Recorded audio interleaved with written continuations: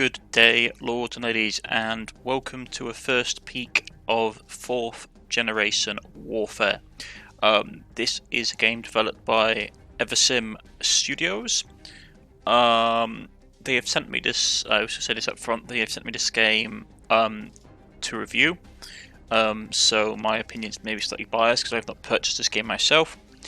Also, this game, as you can see down the bottom left hand corner, is still in early access. It is still on the 0.77 patch at the time of recording, so some things to be taken into consideration, and will also be currently affecting the current state of the game. Now let's do a quick look through. We have some options here. You have graphic options, which is level of detail very high, resolutions, then you've got like sound options, your standard setup, voice volume, sound volume, music volume, general volume, and then you get your game options, display format, automatic saves, movement speed, map scrolling, tool tips, which basically are the things that pop up for you in game. Now, you also have video tutorial, which is basically helps you set up the beginning of the game. We'll go into more depth on the video tutorial in a second, but first of all I'm just going to run you through setting up a single player game. This is basically like a grand strategy game where the purpose is that you're trying to score the highest point score by the end of the set amount of turns in the game round in the game. So for example, you have 50 turns. At the end of 50 turns you want to be the nation that has the highest score out of your group of rivals, and if you do, you win. And that's how the game's basic premise works. Now, when you start up, you can go for a present career. This game mode determines the initial conditions of the player's nation and the options to distribute power amongst the countries. You can do a presidential career mode. You can go full government, where the government will be chosen for you. Full government in egalitarian mode, and then president career in egalitarian mode, which are more advanced options. Normally they'd suggest, as in the tutorial video, that you go with presidential career. I would say that I would like to see a breakdown of what each difficulty was with a tooltip. The beginner difficulty, it's explained in the tutorial. Okay, this is where I will point out some things first off. There aren't enough like breakdowns of what things are. Like for example, if I hover over in full government in egalitarian mode, what does that mean? It's the same with beginner difficulty. What does that mean? They cover it in the tutorial, but not everyone wants to sit down and read through a tutorial. Hold on one second. Sorry about that, folks. So, as I said, some more tooltips may be on here, a bit more better breakdown. Duration of turn, like for example, how long a turn takes, that's understandable. Number of actions per turn, so you can only do up to a maximum of 5 actions per turn. You can set it to 10 and 15. They cover this in the tutorial video, but once again, not everyone is going to watch the video tutorial. So they should probably have a tutorial in-game. You have secret bonuses and victories to help you get more score points. You also have number of opponents you want to have. The higher the difficulty, the more opponents you have. For example, if we choose a country, let's go something really simple. Let's go Britain. One thing I would say is that if you can notice with the slight name change, these portraits resemble real-world politicians. So that is something to take into consideration. So yeah, like you see here, you just hover over as a breakdown of various stuff. Once again, I would like it to have more. I think the game needs more of a tutorial. This is one of the main weaknesses that I find about this game. Is that the game lacks an explanation for a lot of stuff it does. So like say we select the UN.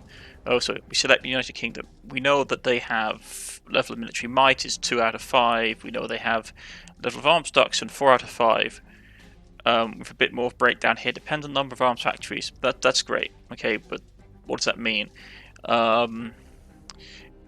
They give an overview for stuff, but it's never really explained in detail.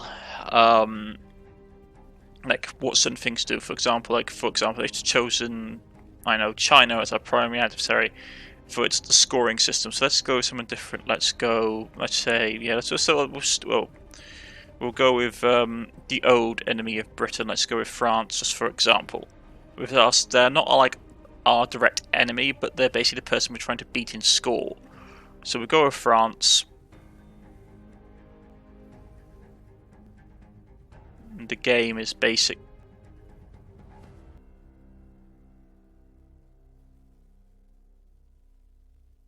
Here we go. Right. Let's just pause that. So this is the world screen as you see it. You move around using the arrow keys. You can also go down to here to bring up a menu bar, to fiddle with certain bits and pieces. I will say, tooltip display, like, I would like it if you had like more options, like they had basically displaying what the keys, like what the mouse buttons do and what back buttons are, like basically key binding. So that would be nice. You have here your information, head of state. Today is a great day for Nathan. Bruce Robson has been taken office and has taken up residence in 10 Downing Street, expected to immediately nominate cabinet ministers. So this is the world map, and each country is basically set up exactly like you are, which is that at the moment every country will have only the leader and his like associates, so like his basically close social connections, such as family and friends. Like this is his wife. You can do stuff with both the character and the spouse. That's covered in the tutorial video. And you can see your country is here. Like we're playing as Great Britain. We have various locations like Bristol and various bits of airport at St. Morgan, Code Rose. Which is very funny because I come from Cornwall, so some of these places are very well known to me. Devonport. And basically how this game's work is that you're trying to get score. You can get score in multiple ways. Here's our secret objectives. For example, appoint ministers of state. Secret victory to retain a maximum 45 alignment of all non-player countries. Which is pretty hard to do, to be honest. I'm not going to lie. So for that to have happened, we would have to, example, this is like one of the other things I find really strange is that, like, for example, I just can't click on a country and bring up, like,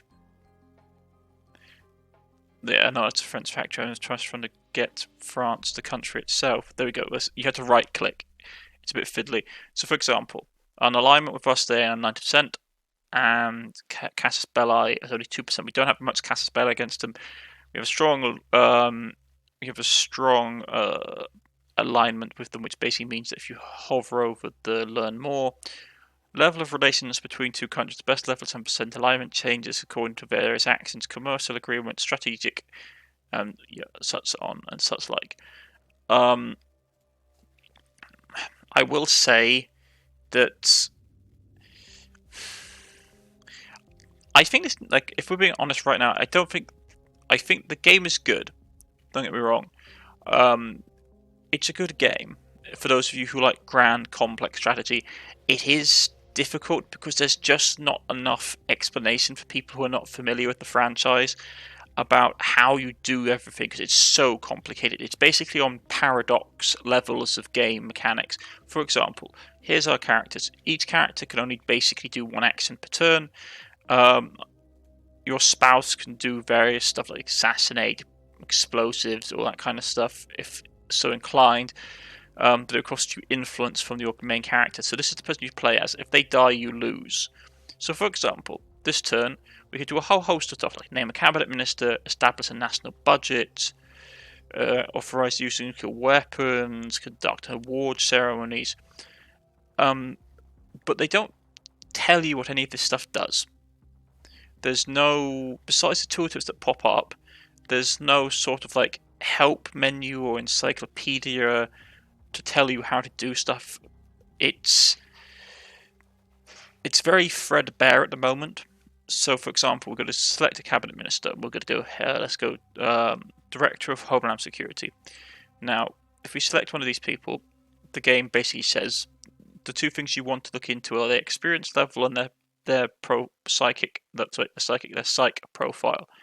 So, for example, if we take Megan here, McMegan, her profile is stoic. Stoic is implacable. They do not allow themselves to be affected by annoyances, so much so. But sometimes they can be difficult to reach by those that get close to them. And you want to basically pick a psych profile which is compatible for the job. So, for example, Homeland Security. We want someone who is cerebral. Their analytical intelligence gives them a strong ability in the scientific and computer field, which could be useful for Homeland Security, Director of Homeland Security. This is the one thing I would say, is that you can feel that the person who's designed this is, like, for example, Director of Homeland Security. Like, in Britain, it'd probably be Director of National Security. And some of the titles just don't cross over particularly well. Which can probably be affected by fixes with mods or maybe like tweaking later on down the line.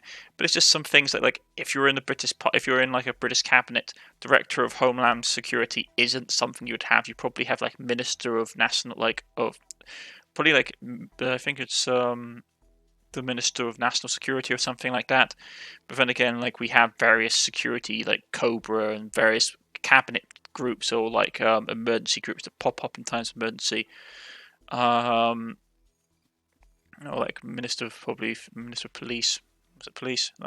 Basically, it's complicated, but I know for a fact we don't have a Director of Homeland Security. That's a more American title. Some of these titles are not really a feel with the country in question. So let's take this guy for example. Yeah, like, he's not too bad. Analytical, good with computer field, which could be useful for Homeland Security. Stoic. Sociable isn't really somebody that you want for Homeland Security. Sociable at ease in social settings and talent in negotiating their best compromise between themselves and their intellectual and other elements. Stoic as always. It'd be nice to know how that impacted. The game doesn't tell you, so let's just take this guy for example. We'll take him. Some stuff will happen. A little time will pass. We get a bit of a score bonus to hiring someone. We get a message through here, which is basically our way of communicating. Which basically says, "Yes, thank you for hiring me, sir. Be careful, because also your mobile phone can get hacked and people can tamper with it and stuff like that. So nothing in this game is secure for you as the player." He gets elected. That action has taken up one of our 5 actions per turn. So we go to Buxton here, who's also in London. You can also zoom right in. Like, for example, you have the City of London. You probably don't want to get too close, because then the graphic quality degrades a bit. So you want to stay probably about here. At this level, for example, if you send someone to infiltrate a city, you can then go into the city and see where they are on the map. There are also other people here that aren't linked to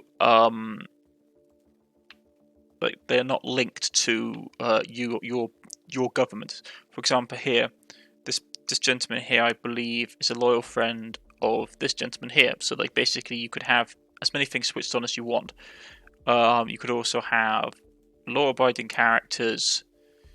What is this gentleman here? The United Kingdom Democratic section's presidents, and you can see that these are like neutral NPC characters who can be influenced by you and influenced by the enemy, and various. It's an extremely deeply complex game, a very complex game. So but first of all, let's go to Buxton, and he is down here at the Minister of Interior. Once again, not something that we really have.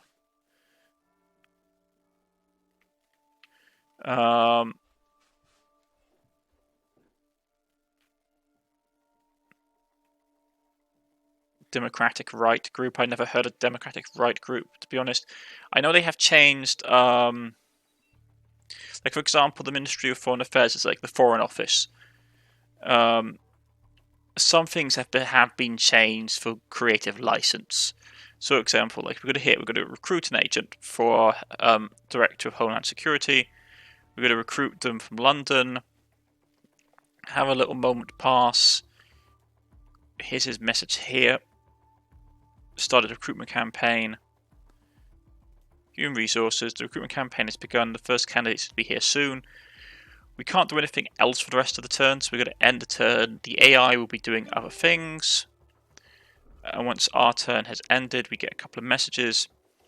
So, one for the President, a proposal. Prime Minister, former head of Secret Service. For your predecessor, I am head off for my services for this new position. So let's see what he is. The problem is, right off the bat, he is a psychopath. Which is not great, folks. So, I don't really want to hire him. I'm going to decline. Did you want to have someone that's... I personally don't want to have someone that's head of security who's basically a psychopath. Like, especially for, like, basically in charge of espionage. He's inexperienced, but he is shrewd. Insightful and clever, easy... Shrewd. Insightful and clever, they are easy even in situations of questionable legality. And this person be interviewed for basically to be a policeman. Security post. The security guard seems to have the right post. We're going to hire him.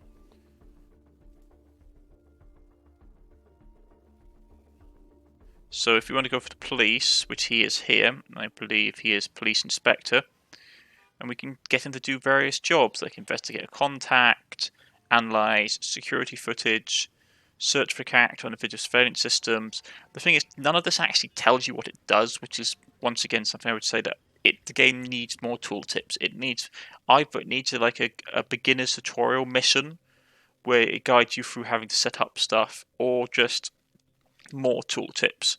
Because like half the stuff you don't know what you're doing. I don't know what I'm doing. I've played the game a couple of times, got about 25, 30 turns in, and I've got the basics down, but besides that, like for example, you can put surveillance in place, because let's put it in place in Bristol. You can also right click on the town to see what the town contains, the events that are going on at the time. And they've got video concerts, like what is it? You can sort of Veterans Day, authorized characters, President. Like, what does it do? Like, this doesn't tell me what these events do. Like, I can, like, video system, like, the system installed to operate can do research and perform analysis. Okay, that's great. What do I do with it? There's not enough tooltips. This game is massively complex. This does suffer from the paradox situation where they have a lot of systems and nothing is really explained to you. Once again, we go back to our president. Well, our prime minister, I should say. And we're going to say, let's take a director of foreign affairs.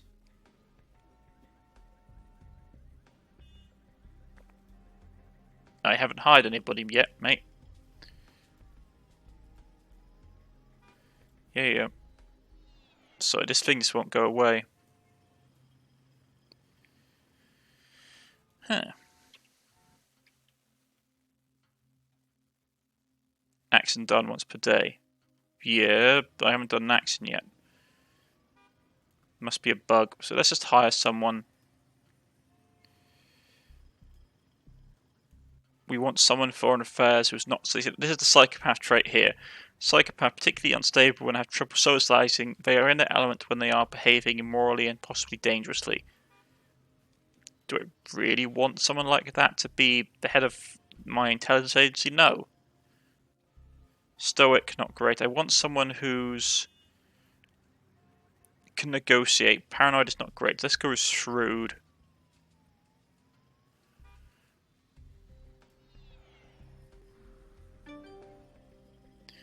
Rightio. She's been hired. Thank you for the job. And we click on her. And we can say start recruiting people for her, like set up a meeting, start recruiting. We'll start recruiting a diplomat. So we have someone to go out and then it would tick here once the action ticks in to say it's successful. We'll start doing human resource gathering, and we'll do end turn. Piece of news. See who was hired, the job. The news, like the iTablet informs you of major political, economic events, various bits and pieces around the world that goes on in this game. Let's see, human resources for diplomat. He's paranoid. No. Just...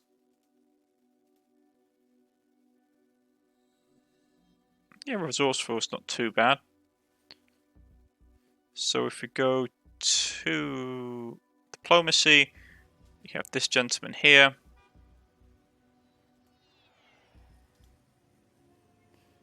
He's resourceful. I would like to be able to access the... there you go. Yeah, resourceful. I mean, like, the thing is, like, when I hold it over here, you should be able to access the tooltip. This whole thing should be accessible. So yeah, now you have... basically, you have a diplomat. And the game doesn't tell you what you can do with the diplomat. This is the thing I said. They basically need to have a tutorial mission. They need to have something that we can do to basically explain to people, like, what does proposed strategic pact do? Like either an encyclopedia or like just something like, or even just a guide, like in game. You go like, okay, what does this action do? Like you open it up, like I want to do a military base. What does this like? How do I check my budget? Because there's no place in the game that you can easily check your budget. Like I can go to the Prime Minister and go establish national budget, but it's like, okay, why do I have to do an action to do this? Shouldn't I be able to just view my budget? It's a bit... there's a bit too many mechanics in game for my liking. It's very deep, very complex. Yeah, we'll go intelligence agency. Not very susceptible to corruption and faithful to do not allow themselves to be influenced. Yeah, let's go with that. Have our chief of cybersecurity to be loyal. There we go. Once again, we get a message saying thank you for the job, all that jazz. I think this game has great potential. The graphics may not look great, but like this game has so much complexity to it. Yes, you can, like for example, it's like, oh, like it explains the basis thing, and it explains the basic thing. So like, say you want to attack someone, we're going to send, I don't know, fighters. We're going to, I don't know, like attack a location. Let's just say we're going to attack. Let's grab this. We're going to take fighters. Oh, directive armed forces required. We're going to take some fighters and like attack a city. The game just gives you the tutorial video gives you a basic thing, like that's how you do an attack. It doesn't tell you anything else, like resources, buying equipment, selling equipment. None of that stuff is explained. So this is my main gripe with the game. I will say, I have said it repeatedly throughout this video, is that it has a lack of explanation for what your actions do. It gives you a very basic tutorial, extremely basic, and lets you out into a world where the mechanics are extremely complex, but they lack any like explanation of what is going on. Like, yeah, I hired a head of security, like of national security or internal security, so we can like recruit a spy, recruit a cyber analyst. Fantastic. I don't have a clue what those do. I don't know how to use them. I don't know what their jobs are. I know sort of like a bit about what they do from real life context, but I think the game needs a much more in-depth tutorial. I think it deeply needs a much more in-depth tutorial, just so that people do not get bogged down with trying to figure out what to do. I think if you've played the previous fourth generation, like the earlier generation warfares, I think you know what you can and can't do in this game. But for someone like me who's coming into this franchise with no experience, I have like no idea what I'm doing. like at all. And there isn't enough. There's not enough of a tutorial. Maybe they'll bring a tutorial in when the game is fully released. But for the time being, this is a real trial and error game. And for a game like this to be this much trial and error, it's not always fun for people. Like, I found myself getting quite frustrated with multiple aspects of the game, just because I didn't know what I was doing. And it's the same with games like Paradox. Like, people have said, like, Paradox make great games, but they suck at making tutorials, and it keeps people away from their products because they are seen to being very deep and very complicated. This is exactly the same with this game. Like, for example, I've got like air forces, I've got farms, I've got navies, I've got submarines, and all this kind of stuff, and I have no idea. I know how to do a basic attack command with my submarines, and that's about it. And it's like, okay, but like, how do I replenish my ships? How do I do this? How do I buy new stuff? How do I sell new stuff? And like, you'll have people approaching you in game. So, like, for example, if we end the turn, and let's see if we can get the event. That was something there. Like here, candidate has been interviewed. Nah, not great.